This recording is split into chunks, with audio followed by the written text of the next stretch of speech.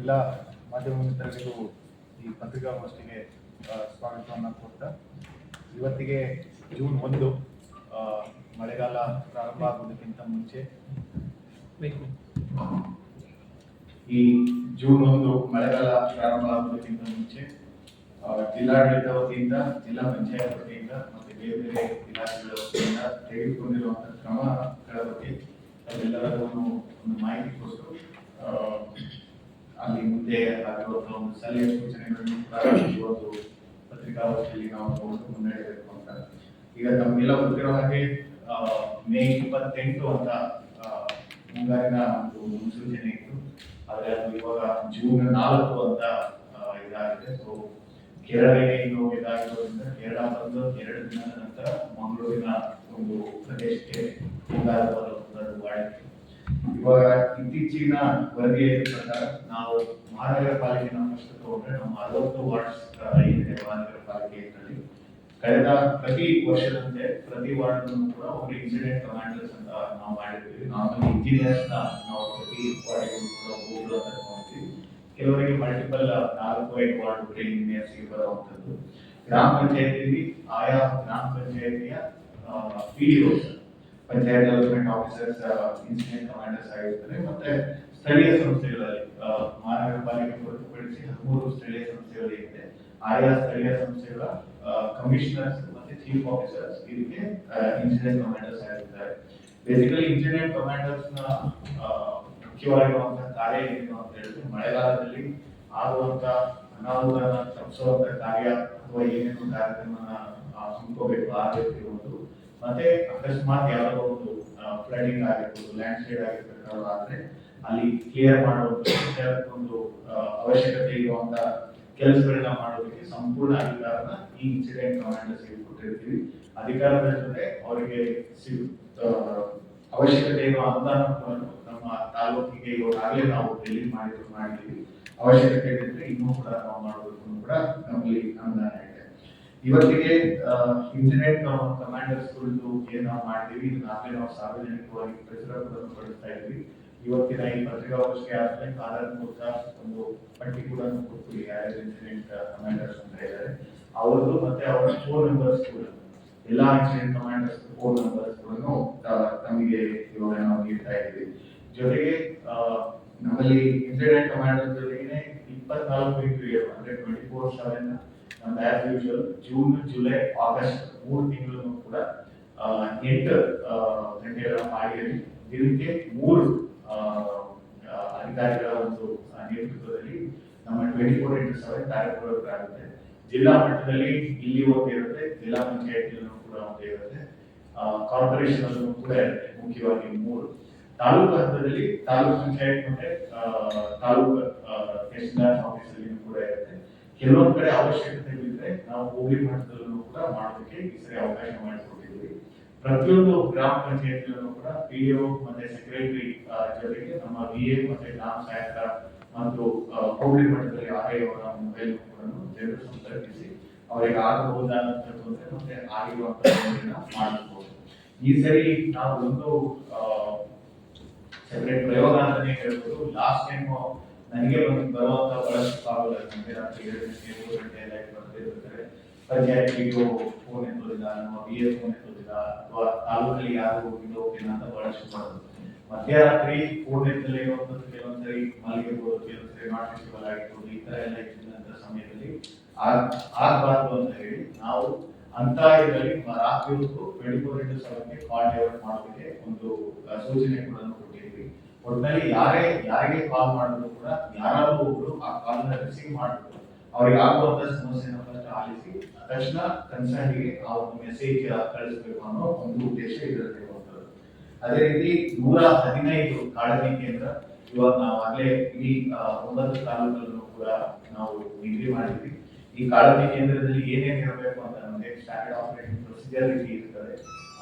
ಒಂದು ಕಾಳಜಿ ಕೇಂದ್ರದಲ್ಲಿ ಯಾವ ರೀತಿ ಇರಬೇಕು, ಬೆಡ್ ಬಗ್ಗೆ ಆಗಲಿ, ಟೆಲಿವಿಷನ್ ಬಗ್ಗೆ ಆಗಲಿ, ಅಲ್ಲಿನ ಒಂದು ಶೌಚಾಲಯದ ವ್ಯವಸ್ಥೆ ಆಗಲಿ, ಫ್ಯಾನ್ ಈ ತರ ವ್ಯವಸ್ಥೆ ಆಗಲಿ ಸುಸಜ್ಜಿತವಾಗಿ ಇಟ್ಕೋಬೇಕು ಅಂತ ಇವಾಗಲೇ ನಾವು ತಹಸೀಲ್ದಾರ್ ಇವಾಗಲೇ ಕೊಟ್ಟಿದ್ದೀವಿ. ಮತ್ತೆ ಬಹುತೇಕ ಕಾಳಜಿ ಕೇಂದ್ರಗಳು ಹಾಸ್ಟೆಲ್ ಮತ್ತೆ ಬೇರೆ ಬೇರೆ ಸಭಾಭವನ ಈ ತರ ಇರೋದ್ರಿಂದ ಮತ್ತೆ ಇವೆಲ್ಲ ಫಂಕ್ಷನಲ್ ಇದೆ, ಯಾವುದೇ ಯಾವುದು ಕೂಡ ಡಿಸ್ಫಂಕ್ಷನ್ ಇರುವಂತದ್ದಲ್ಲ. ಸೊ ಆದ್ರಿಂದ ಇದರಲ್ಲಿ ಒಂದು ಸುಸ್ಥಿತಿಗೆ ಇಟ್ಕೊಳ್ಳುವಂತ ಒಂದು ಇದು ನಮಗೆ ಬಹಳ ಸಹಾಯ ಕೂಡ ಆಗ್ತದೆ. ಇದೆಲ್ಲರ ಜೊತೆಗೆ ಮುಖ್ಯವಾಗಿ ನಮಗೆ ಶಾಲೆ ಮತ್ತೆ ಅಂಗನವಾಡಿ ಇರುವಂತದ್ದು. ನಮಗೆಲ್ಲ ಗೊತ್ತಿರುವಂಗೆ ಲಾಸ್ಟ್ ಇಯರ್ ಕೂಡ ನಮ್ಮಲ್ಲಿ ಬಹಳಷ್ಟು ಅಂತ ಇದು ಮಾಡಿದ್ವಿ. ಆದ್ರೆ ಕಾರಣಾಂತರಗಳಿಂದ ನಮಗೆ ಅನುದಾನದ ಕೊರತೆ ಮತ್ತೆ ಬೇರೆ ಬೇರೆ ಒಂದು ಇದರಲ್ಲಿ ಶಾಲೆ ದುರಸ್ತಿನ ನಾವು ಇಮಿಡಿಯೇಟ್ಲಿ ತಗೊಳ್ಳೋದಕ್ಕಾಗಲ್ಲ. ಆದ್ರೆ ಇವಾಗಲೇ ನಾವು DDMA ಡಿಸ್ಟ್ರಿಕ್ಟ್ ಡಿಸಾಸ್ಟರ್ ಮ್ಯಾನೇಜ್ಮೆಂಟ್ ಅಥಾರಿಟಿಯಲ್ಲಿ ಎಷ್ಟು ಶಾಲೆಗಳು 91 ಶಾಲೆಗಳಿಗೆ ಮತ್ತೆ 137 ಅಂಗನವಾಡಿಗಳಿಗೆ ಇವಾಗ ನಾವು ಅಪ್ರೂವಲ್ ಕೊಟ್ಟಿದ್ದೀವಿ. ಅಂಗನವಾಡಿಗಳಿಗೆ ಅಂದಾಜು 2.5 ಕೋಟಿ ರೂಪಾಯಿ ಅಷ್ಟು ದುರಸ್ತಿಗೆ, ಶಾಲೆಗಳಿಗೆ ಅಂದಾಜು 1.5 ಕೋಟಿ ರೂಪಾಯಿ ಅಷ್ಟು ನಾವು ಇವತ್ತು ಅನುಮೋದನೆ ಕೂಡ ಕೊಟ್ಟಿದ್ದೀವಿ. ಅದನ್ನ PRD ವತಿಯಿಂದ ಕಾಮಗಾರಿನ ತುರ್ತಾಗಿ ನಿರ್ವಹಿಸಲು ಕೂಡ ನಾವು ಒಂದು ಸೂಚನೆ ಕೂಡ ಕೊಟ್ಟಿದ್ದೀವಿ. ಇದಲ್ಲದೆ ಈ ಒಂದು ಮಳೆಗಾಲದಲ್ಲಿ ಯಾವ್ದಾದ್ರು ಆತರ ಹಾಸ್ಪಿಟಲ್ ಆಗಿರ್ಬೋದು, ಸ್ಕೂಲ್ ಆಗಿರ್ಬೋದು, ಅಂಗನವಾಡಿ ಆಗಿರ್ಬೋದು, ಅದಕ್ಕೆ ದುರಸ್ತಿ ಅವಶ್ಯಕತೆ ಇದ್ರೆ ಮುಂದಿನ ದಿನಗಳಲ್ಲಿ ಅದಕ್ಕೂ ಕೂಡ ನಾವು ಕೊಡ್ತೀವಿ. ಯಾವುದೇ ಒಂದು ತುಂಬಾ ದುರಸ್ತಿ ಅವಶ್ಯಕತೆ ಇರುವಂತ ಇಂಥ ಗವರ್ಮೆಂಟ್ ಬಿಲ್ಡಿಂಗ್ಸ್ ಅಲ್ಲಿ ಮಕ್ಕಳನ್ನಾಗ್ಲಿ ಅಥವಾ ಸಾರ್ವಜನಿಕರಾಗ್ಲಿ ಅಲ್ಲಿ ಇದ್ದು ಕೆಲಸ ಮಾಡುವಂತದ್ದಾಗಲಿ ಅಥವಾ ಇರುವಂತದ್ದು ಪ್ರಮೇಯ ಬರಬಾರದು ಅಂತ ಒಂದು ದುಸ್ಥಿತಿ ಇರುವಂತ ಕಟ್ಟಡವನ್ನು ಉಪಯೋಗಿಸಬಾರದು ಅಂತ ಹೇಳ್ಬಿಟ್ಟು ಇವಾಗಲೇ ಎಲ್ಲಾ ತಾಲೂಕಿನ ಅಧಿಕಾರಿಗಳು ಕೂಡ ನಾವು ನಿರ್ದೇಶನ ನೀಡಿದ್ದೀವಿ. ಮತ್ತೆ ನಮ್ಮ ಎಜುಕೇಶನ್ ಡಿಪಾರ್ಟ್ಮೆಂಟ್ ಇಂದ ಮತ್ತೆ ವುಮೆನ್ ಡಿಪಾರ್ಟ್ಮೆಂಟ್ ಇಂದ ಅಂತ ಬಿಲ್ಡಿಂಗ್ಸ್ ಅಂದ್ರೆ ದುಸ್ಥಿತಿ ಇರುವಂತ ಬಿಲ್ಡಿಂಗ್ಸ್, ಕುಸಿದು ಹೋಗುವಂತ ಸಂಭವ ಇರುವಂತ ಬಿಲ್ಡಿಂಗ್ಸ್, ಬಹಳ ಕ್ರ್ಯಾಕ್ ಇರುವಂತ ಕೆಲವೊಂದೇನೋ ಬಿಲ್ಡಿಂಗ್ಸ್ ಇದ್ರೆ ಅದನ್ನ ಐಡೆಂಟಿಫೈ ಮಾಡಿ ನಮಗೆ ಅದಕ್ಕೆ ಮಾಹಿತಿ ಕೂಡ ನೀಡಬೇಕು ಅಂತ ಸೂಚನೆ ನೀಡಿದ್ದೀವಿ. ಇದರ ಜೊತೆಗೆ PRD ಕಡೆಯಿಂದ ಕೂಡ ಪ್ರತಿಯೊಂದು ಶಾಲಾ, ಕಾಲೇಜು ಮತ್ತೆ ಅಂಗನವಾಡಿಗಳು ಕೂಡ ಒಂದು ಹೇಗೆ ನಾವು ಫಿಟ್ನೆಸ್ ಸರ್ಟಿಫಿಕೇಟ್ ಅಂತ ಇದು ಮಾಡ್ತೀವಿ, ಎಲ್ಲೆಲ್ಲಿ ಅವಶ್ಯಕತೆ ಇರುತ್ತೆ ಅಲ್ಲಿ ಒಂದು ವಿಸಿಟ್ ರೀತಿ ಮಾಡಿ ಅದು ದುರಸ್ತಿಗೆ ಯೋಗ್ಯ ಇರಬೇಕು, ಅಲ್ಲಿ ಹೋಗ್ಬೋದು ಇಲ್ಲೋ ಅಂತ ಕೂಡ ಒಂದು ಹಂತದಂತೆ ನಮ್ಮ ಇಂಜಿನಿಯರ್ಸ್ ಅಲ್ಲಿ ಕೂಡ ಇದು ಮಾಡ್ತಾರೆ. ಇದಲ್ಲದೆ ನಮ್ಮ ಪುತ್ತೂರು ತಾಲೂಕಿನಲ್ಲಿ ಇವಾಗ 25 NDRF ಸಿಬ್ಬಂದಿಗಳನ್ನ ನಾವು ನಿಯೋಜನೆ ಮಾಡಿದ್ವಿ. ಬಹುಶಃ ಈ ವೀಕ್ ಎಂಡ್ ಅಷ್ಟೊತ್ತಿಗೆ ಪುತ್ತೂರು ತಾಲೂಕಿಗೆ 25 NDRF ತಂಡ ಹೋಗುತ್ತೆ.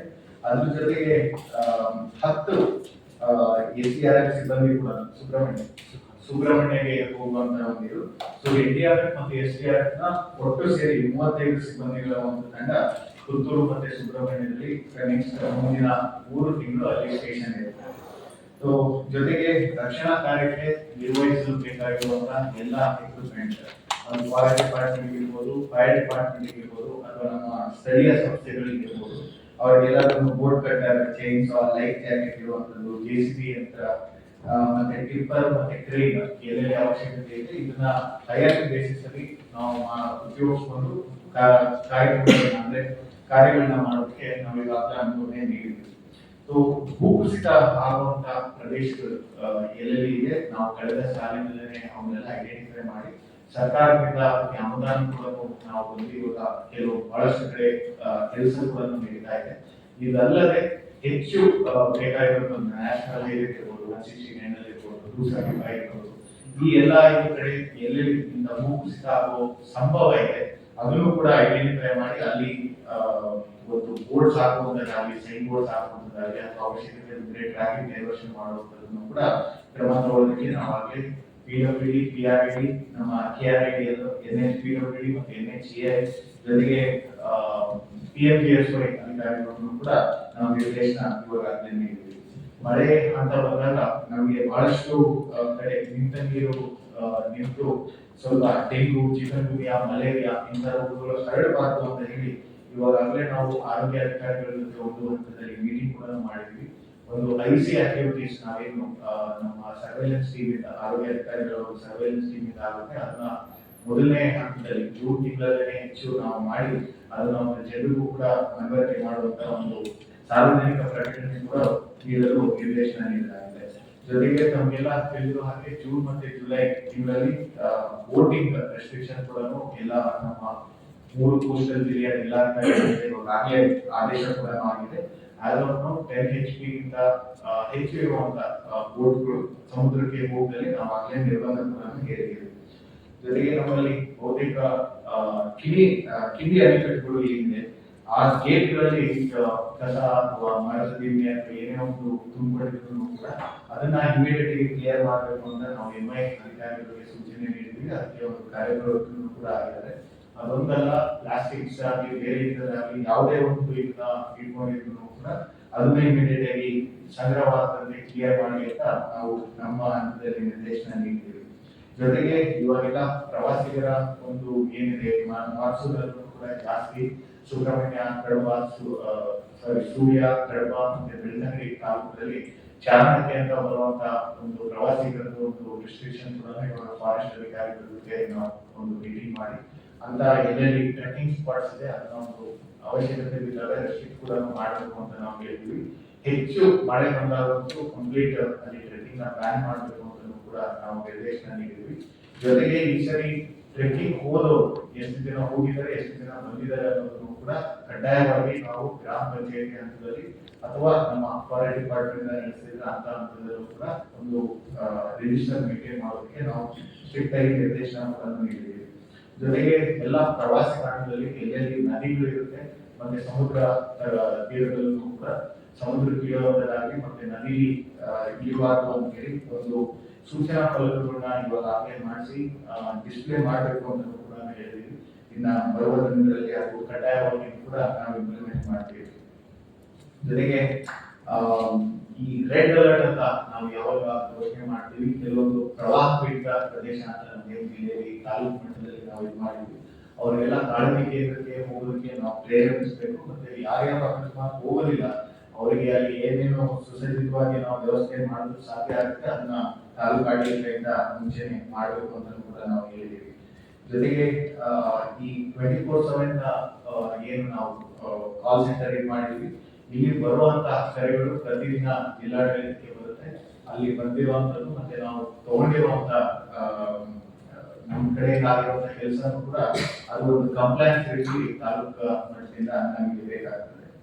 ಇಷ್ಟೆಲ್ಲದ್ರ ಜೊತೆಗೆ ಪ್ರತಿ ವರ್ಷ ನಮಗೆ ಬಹಳಷ್ಟು ಬರುವಂತದ್ದು ಮಕ್ಕಳು ಹೋಗ್ಬೇಕಂದ್ರೆ ರಜಾ ಅವಧಿ ಘೋಷಣೆ ಬಗ್ಗೆ ಕಳೆದ ಸಾಲಲ್ಲಿ ನಾವು ಜಾಸ್ತಿ ಕರೆಗಳೆಲ್ಲ ಬರ್ತಿರ್ಬೇಕಾದ್ರೆ ಮತ್ತೆ ಒಂದೊಂದು ತಾಲೂಕಲ್ಲಿ ಜಾಸ್ತಿ ಮತ್ತೊಂದು ತಾಲೂಕಲ್ಲಿ ಕಡಿಮೆ ಮಳೆ ಆಗಿರೋದ್ರಿಂದ ತಹಸೀಲ್ದಾರ್ ಹಂತದಲ್ಲಿ ನಾವು ಮಕ್ಕಳಿಗೆ ಶಾಲಾ ರಜೆ ಘೋಷಣೆ ಒಂದು ಇದನ್ನ ಕೊಟ್ಟಿದ್ವಿ. ಈ ವರ್ಷನೂ ಕೂಡ ಅವಶ್ಯಕತೆ ಇದ್ದರೆ ನಾವು ತಹಸೀಲ್ದಾರ್ ಹಂತದಲ್ಲಿ ಶಾಲೆ ಘೋಷಣೆ ಮಾಡೋದಕ್ಕೂ ಕೂಡ ನಾವು ಅವಕಾಶ ಕೊಟ್ಟು ಮಾಡ್ತೀವಿ. ಜಿಲ್ಲಾ ಹಂತದಲ್ಲಿ ಇಡೀ ಎಲ್ಲಾ ಜಿಲ್ಲೆಗೆ ಕೊಡೋದಾದ್ರೆ ನಮ್ಮಿಂದ ಆಗುತ್ತೆ, ತಾಲೂಕು ಹಂತದಲ್ಲಿ ಕೊಡೋದಾದ್ರೆ ನಾನು ಅಥವಾ ತಹಸೀಲ್ದಾರ್ ವತಿಯಿಂದ ಕೊಡೋದಕ್ಕೆ ನಾವು ಇದು ಮಾಡ್ತೀವಿ. ಮತ್ತೆ ಇವಾಗ ಬರುವ 3 ತಿಂಗಳಲ್ಲಿ ಯಾವುದೇ ಒಂದು ಅಧಿಕಾರಿಗಳು ಇದ್ರೂ ಕೂಡ ಅವರ ಒಂದು ಕೇಂದ್ರ ಸ್ಥಾನ ಬಿಡೋದಕ್ಕಿಂತ ಮುಂಚೆ ಆಯಾ ಒಂದು ಪ್ರಾಧಿಕಾರದ ಒಂದು ಅನುಮತಿ ತಗೊಂಡೇ ಹೋಗ್ಬೇಕು. ಬಟ್ ನಾರ್ಮಲಿ ಈ ಸಮಯದಲ್ಲಿ ಲೀವ್ ಆಗಲಿ ಬಿಡಲಾಗಲಿ ಸ್ವಲ್ಪ ನಾವು ಕಡಿಮೆ ಕೊಡುವಂಥದ್ದು. ಮತ್ತೆ ಶನಿವಾರ ಆಗಲಿ ಭಾನುವಾರ ಆಗಲಿ ಅಥವಾ ಎಂಥದೇ ಸಾರ್ವಜನಿಕ ರಜಾ ದಿನಗಳನ್ನು ಕೂಡ ನಾವೆಲ್ಲರೂ ಕಾರ್ಯಪ್ರವೃತ್ತರಾಗಿ ಇದ್ದೇ ಇರ್ತೀವಿ ಅಂತ ಕೂಡ ಇಲ್ಲಿ ಹೇಳೋದಕ್ಕೆ ನಾನು ಇಷ್ಟಪಡ್ತೀನಿ. ಮತ್ತೆ ಇಷ್ಟು ಅಲ್ಲದೆ ನಮಗೆ ಬೇರೆ ಏನೇ ಒಂದು ಅವಶ್ಯಕ ಕಾಮಗಾರಿಗಳು ಆಗಲಿ ಅಥವಾ ಬೇರೆ ರೀತಿ ಒಂದು ನಮ್ಮ ಕಡೆಯಿಂದ ತೆಗೆದುಕೊಳ್ಬೇಕಂತ ಕ್ರಮಗಳನ್ನು ಕೂಡ ನಾವು ಪ್ರತಿ 2 ವಾರಕ್ಕೊಮ್ಮೆ BDMA ಮೀಟಿಂಗ್ ಇವಾಗ ಮಾಡ್ತಾ ಇದ್ದೀವಿ. ಇಷ್ಟು ದಿನ 3 ತಿಂಗಳಿಗೆ ಒಮ್ಮೆ 2 ತಿಂಗಳಿಗೆ ಒಮ್ಮೆ ಅಂತ. ಈ ಸಮಯದಲ್ಲಿ ನಾವು every 50 ಡೇಸ್ಗೆ ಒಂದು BDMA ಮೀಟಿಂಗ್ ಮಾಡಿ ನಮಗೆ ತಾಲೂಕು ಮಟ್ಟದಲ್ಲಿ ಆಗಿರುವಂತಹ ಅನಾಹುತಗಳಾಗಲಿ ಇದಕ್ಕಾಗಿ ಅದರ ಮಾಹಿತಿ ತಗೊಂಡು ಅದ್ರ ಬಗ್ಗೆ ಏನ್ ಕೆಲಸ ಆಗಿದೆ ಅಂತ ಕೂಡ ನಾವು ನಡೆಸ್ತೀವಿ. ಕೊನೆಯದಾಗಿ ಮಳೆಯಿಂದ ಆಗಿರುವಂತಹ ಹಾನಿ, ಅದು ಬೆಳೆ ಆದರೂ ಆಗಿರ್ಬೋದು, ಮನೆಗಳಿಗೆ ಆಗಿರುವಂತದ್ದಾಗಿರ್ಬೋದು ಅಥವಾ ಯಾವುದೇ ಒಂದು ಪ್ರಾಣಿಗಳನ್ನು ಹಾನಿಯಾಗಿರುವಂತದ್ದು ಮತ್ತು ದುರದೃಷ್ಟವಶಾತ್ ಅಕಸ್ಮಾತ್ ಮನುಷ್ಯರ ಒಂದು ಜೀವಹಾನಿ ಕೂಡ ಆದ್ರೆ ಅವರೆಲ್ಲರನ್ನೂ ಕೂಡ ಸರ್ಕಾರದಿಂದ ಏನು ಪರಿಹಾರ ಸಿಗುತ್ತೆ ಅದನ್ನ ವಿದಿನ್ 24 hours ನಾವು ಹೇಳ್ಬೇಕು ಅಂತ ಈಗಾಗಲೇ ಸ್ಟ್ರಿಕ್ಟ್ ಆಗಿ ನಿರ್ದೇಶನ ನೀಡಿದ್ವಿ. ಪ್ರತಿ ತಾಲೂಕಲ್ಲೂ ಕೂಡ ಆ ತಾಲೂಕಿಗೆ ಬೇಕಾಗಿರುವಂತಹ ಅನುದಾನ ನಾವು ಈಗಾಗಲೇ ರಿಲೀಸ್ ಮಾಡಿದ್ವಿ. ಪ್ರತಿ ತಿಂಗಳು ಕೂಡ ಅವರಿಗೆ ಅವಶ್ಯಕತೆ ಇರುತ್ತೆ ಅನುದಾನ ನಮಗೆ ರಿಲೀಸ್ ಕೂಡ ಇಷ್ಟು ತಾಲೂಕುಗಳಿಗೆ ಕೊಟ್ಟಿದೆ. ಪರಿಹಾರ ಅಂತ ಹೇಳಿದ್ರೆ ಅದು ಯಾವಾಗ ಅನಾಹುತ ಅಂತ ಆಗುತ್ತೆ ಅದ್ರ ಮೇಲೆ ಬರುತ್ತೆ. ಫಾರ್ ಎಕ್ಸಾಂಪಲ್ ಈ ಮನೆ ಏನಾದ್ರು ಅನಾಹುತ ಇದ್ದಾರೆ, ಪೂರ್ಣ ಮನೆ ಮಾತ್ರ 1,25,000 ನಾವು ಕೊಡ್ತೀವಿ. 30ರಿಂದ 75% ತನಕ ಇದಾಗುವಂತದ್ದಾದ್ರೆ ಅದನ್ನು ಕೂಡ ನಾವು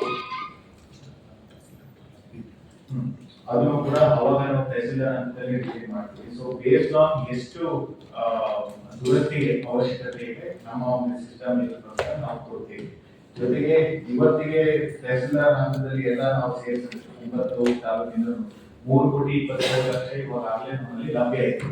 ಇಷ್ಟಲ್ಲದೆ ಇನ್ನೂ ಬೇಕು ಅಂತ ತಹಸೀಲ್ದಾರ್ ಕಡೆಯಿಂದ ನಮಗೆ ಯಾವಾಗ ರಿಕ್ವೆಸ್ಟ್ ಬರುತ್ತೆ ಅದು ಇಮಿಡಿಯೇಟ್ ಆಗಿ ನಮ್ಮ ಕಡೆಯಿಂದ ರಿಲೀಸ್ ಮಾಡೋದು ಆಗ್ತದೆ.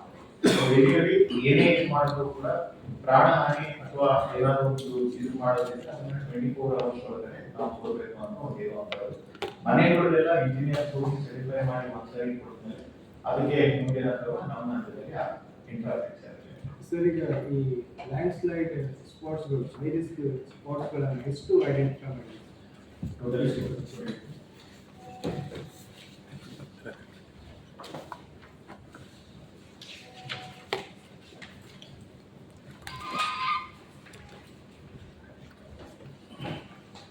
ಈಗ ನಮ್ಮಲ್ಲಿ ತಾಲೂಕು ಮಾಹಿತಿ ನಿಮಗೆ ಕೊಡ್ತೀವಿ.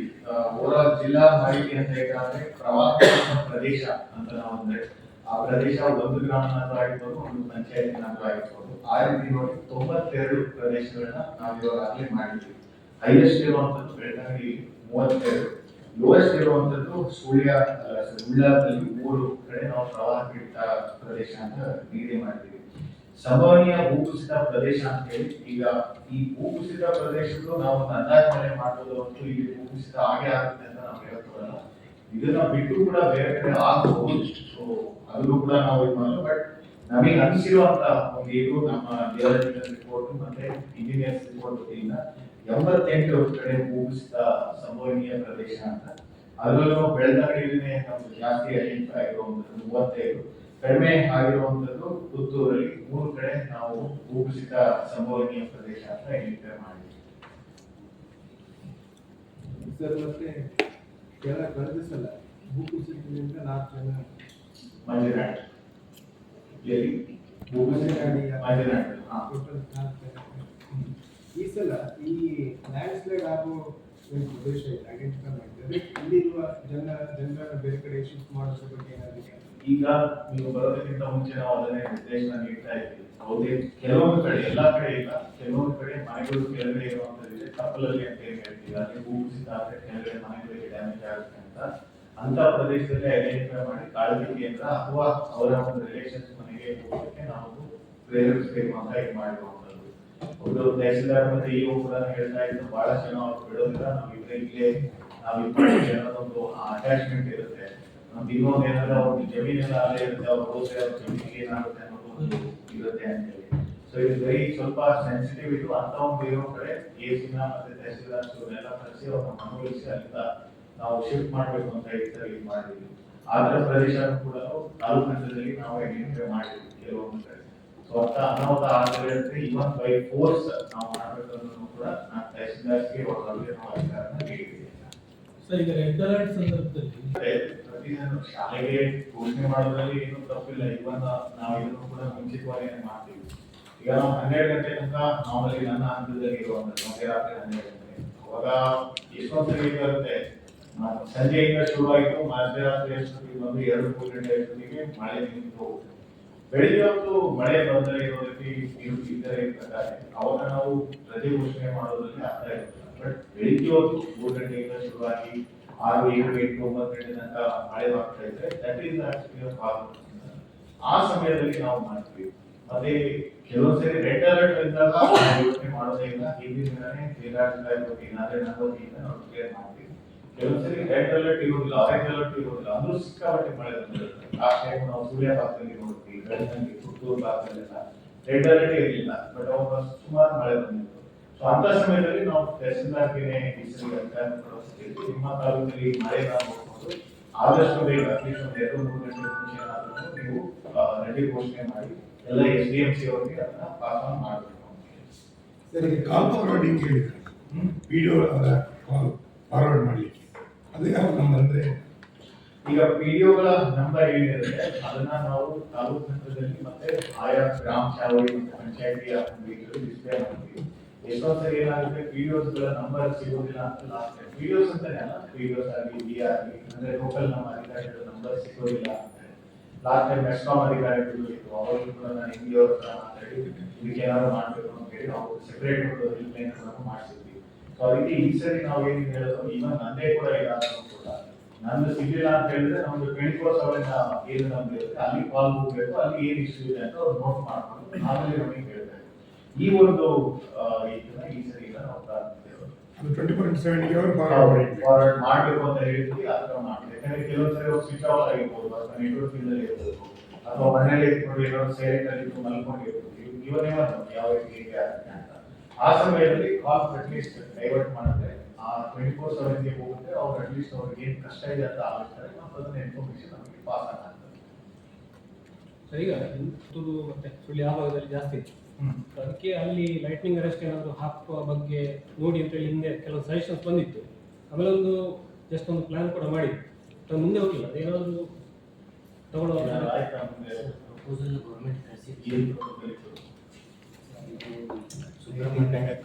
ಲೈಟಿಂಗ್ ಅರೆಸ್ಟ್ ಅನ್ನ ಬೇರೆ ಹುಡುಗ ಸಿಗಲಿರುವಂತ ಮಳೆ ಬಂದಿರುವಂತ ಬಹಳಷ್ಟು ಇದು ಮೇಲಿದ್ದಾರೆ. ಈ ಸರಿ ಕೂಡ ಅದು, ಬಟ್ ನಾವು ಮಾಮೂಲಿ ಏನ್ ಮಾಡ್ತೀವಿ ಅಂತ ಸಮಯದಲ್ಲಿ ಯಾರು ಆಚೆ ಬರ್ತೀವಿ ಅಥವಾ ಆಚೆ ಇಟ್ಕೊಬೇಡಿ, ಲೈಟಿಂಗ್ ಕಂಬದ ಕೆಳಗೆ ಇಟ್ಕೊಬೇಡಿ, ಆ ತರ ಅಂತ ಒಂದು ಡೈರೆಕ್ಷನ್ ಮಾಡ್ತೀವಿ. ಇವಾಗ ಪಂಚಾಯತಿ ಮತ್ತೆ ಅರ್ಬನ್ ಲೋಕಲ್ಗಳಿಂದ ಸ್ಪೀಕರ್ಸ್ ಇರುವಂತ ವಾಹನಗಳಿದೆ, ಕಸ ವಿಲೇವಾರಿ ವಾಹನ, ಅದರಲ್ಲೂ ಕೂಡ ಹೇಳ್ತೀವಿ ಇವತ್ತು ಹುಡುಗ ಸಿಗಲಿಲ್ಲ ಬರುವಂತ ಸಂಭವ ಈಗ ಒಂದೊಂದು ಕಡೆ. ಅಷ್ಟರಲ್ಲಿ ಜನ ಸ್ವಲ್ಪ ಎಚ್ಚರಿಕೊಂಡು ಆ ಒಂದು ಆಚೆ ಹೋಗೋದನ್ನ ಅವಾಯ್ಡ್ ಮಾಡಿದ್ರೆ ಅವ್ರಿಗೂ ಕೂಡ ಅವ್ರಿಗೂ ಮತ್ತೆ ಎಲ್ಲರಿಗೂ ಕೂಡ ಒಂದು ಪಾಲನೆ ಮಾಡಿದ್ರೆ ಒಳ್ಳೆಯದಾಗುತ್ತೆ. ಸರ್, ಈಗ ವಾಮಂಜೂರ್ ಈಗ ಒಂದು ಭಾಗದ್ದು ಆಲ್ಮೋಸ್ಟ್ ಕಂಪ್ಲೀಟ್ ಆಯ್ತು. ಇನ್ನೊಂದ್ ಕಡೆ ಏನಿದೆ NHA ಒಂದೇ ಅಲ್ಲ, ನಮ್ಮ 169 ಬೇರೆ ಬೇರೆ ಕಡೆ ಮತ್ತು ಇವನ್ನ 73 ಮತ್ತೆ 75 ಕೂಡ ಕೆಲವೊಂದಿದೆ. ಅಲ್ಲಿ ಏನೇ ಸ್ಟ್ರಕ್ಚರ್ ಒಂದು ಪರ್ಮನೆಂಟ್ ಸ್ಟ್ರಕ್ಚರ್ ಇತ್ತು. ಇವಾಗಿರೋ ಸಮಯದಲ್ಲಿ ತೀರಾ ಮಳೆ ಜಾಸ್ತಿ ಬಂದ್ರೆ ಅಲ್ಲಿ ಏನ್ ಮಾಡ್ಬೇಕು ಅಂತ ಕೂಡ ಅವರಿಂದ ಒಂದು ರಿಪೋರ್ಟ್ ನಾನು ತಗೊಳ್ತಾ ಇದ್ದೀನಿ. ಈಗ ಟೆಕ್ನಿಕಲ್ದು ಮಳೆ ಸ್ಟಾರ್ಟ್ ಆಗೋದ್ರೊಳಗೆ ಎಲ್ಲ ಅವರು ಇನಿಷಿಯಲ್ ಪ್ಲಾನಿಂಗ್ ಇತ್ತು, NITK ಅವರೆಲ್ಲ ಮತ್ತು ಸಿವಿಲ್ ಇಂಜಿನಿಯರ್ಸ್ ಎಲ್ಲ ಒಂದು ಯಾವ ರೀತಿ ಮಾಡಬೇಕು ಅಂತ ಗೊತ್ತಿದ್ರೆ ಅದು ಮುಗಿದಿದೆ ಅಂತ ಹೇಳಿದ್ದಾರೆ PDO. ಸೊ ಒಂದ್ಸರಿ ರಿಪೋರ್ಟ್ ಬಂದ್ಮೇಲೆ ನಾನೇ ಖುದ್ದಾಗಿ ಅದು ಒಂದು ವಿಸಿಟ್ ಮಾಡ್ತೀನಿ. ಜಲಸೇರಿಯಲ್ಲಿ ಕುಡಿಯೋ ನೀರು ಕೆಲವೊಂದು KWS ಯುಟಿಲಿಟಿ ಮಾಡುವಂತಾಗಿದೆ. 2 ವರ್ಷನೂ ಕೂಡ ಈ ಮಳೆಗಾಲದ ಸಮಯದಲ್ಲಿ ಹೊಸದಾಗಿ ಯಾವುದು ಗುಂಡಿ ತೋಡೋದಾಗಲಿ ಇರೋ ರಕ್ಷಣೆ ಮಾಡೋದಾಗಲಿ ಮಾಡಲು ನಿರ್ದೇಶನ ನೀಡಿದ್ದೀವಿ. ಇವಾಗ ನಮ್ಮ ಕಾರ್ಪೊರೇಷನ್ ಅಲ್ಲಿ ನೀವೇನು ನೋಡ್ತಾ ಇದ್ದೀವಿ ಅದೆಲ್ಲ ಇಮಿಡಿಯೇಟ್ ಆಗಿ ಮಾಡಿ ಮುಚ್ಚುವಂಥದ್ದನ್ನ ಮಾತ್ರ ಅವ್ರು ತಗೊಂಡಿದ್ದಾರೆ. ಈಗ ನಮ್ಮ ಮಾಡಿದ್ದಾರೆ, ಆ ಕಡೆ ಮುಂದೆ ಹೋದ್ರೆ ಅದು ನಮ್ಮ ಅಂಬೇಡ್ಕರ್ ಸರ್ಕಲ್ ಇವಾಗ ಹೋಗ್ಬೇಕು ಅಂತ ಹೇಳಿ ಸ್ವಂತ ಇದನ್ನೆಲ್ಲ ಕೂಡ ನಾವು ಬಂದ್ ಮಾಡ್ತೀವಿ. ಎಲ್ಲೆಲ್ಲಿ ಮಾಡಿ ಚೆಕಿಂಗ್ ಅಂದ್ರೆ ಏನು ನೀರು ಹೋಗ್ತಾ ಇದೆ ಅಂತ ನೋಡುವಂಥದ್ದು ಬಾಕಿ ಇದೆ, ಅವ್ರಿಗೆ ಮಾತ್ರ ನಾವು ಅವಕಾಶ ಕೊಡ್ತೀವಿ. ಮುಂದಿನ 2.5 ತಿಂಗಳು ಯಾವುದೇ ಹೊಸದಾಗಿ ಇದು ಮಾಡುವಂಥದ್ದನ್ನ ನಾವು ಅವಕಾಶ ಕೊಡ್ತೀವಿ. ಯಾಕಂದ್ರೆ ಬಹಳ ರಾಡಿ ಆಗುತ್ತೆ, ಮಣ್ಣು ಜಾಸ್ತಿ ಬರುತ್ತೆ, ಹೂವರಿಗೆ ತೊಂದರೆ ಆಗುತ್ತೆ. ದೆನ್ ಮಳೆ ಬಂದು ಮಣ್ಣು ಈ ಕಡೆ ರಸ್ತೆಗೆಲ್ಲ ಬಂದಾಗ 2 ವೀಲರ್ಸ್ಗೆ ಬಹಳಷ್ಟು ತೊಂದರೆ ಆಗುತ್ತೆ, ಸ್ಪೀಡ್ ಆಗಿ ಬೀಳುವಂಥದ್ದು, ಮಣ್ಣಾಗಿ ನಾವು ಈ ಥರದ್ದೆಲ್ಲ. ಸೊ ಅದಕ್ಕೆ ಅದನ್ನ ನಾವು ಕಂಪ್ಲೀಟ್ ಆಗಿ ನಿಲ್ಲಿಸಿ ಅಂತ ನಾವು ನಿರ್ದೇಶನ